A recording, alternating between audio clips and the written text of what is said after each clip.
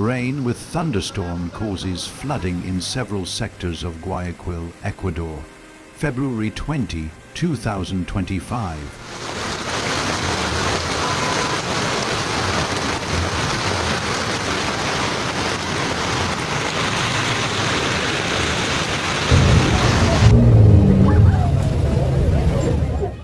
Several areas in the north and northwest of Guayaquil were flooded on Thursday due to intense rain and thunderstorms, which caused traffic congestion.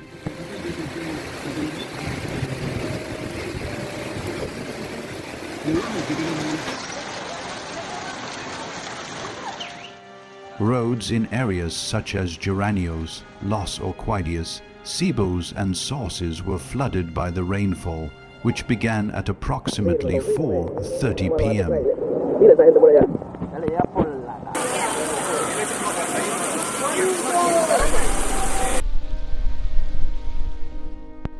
A similar storm was recorded throughout the afternoon in provinces such as Santa Elena and Manabi.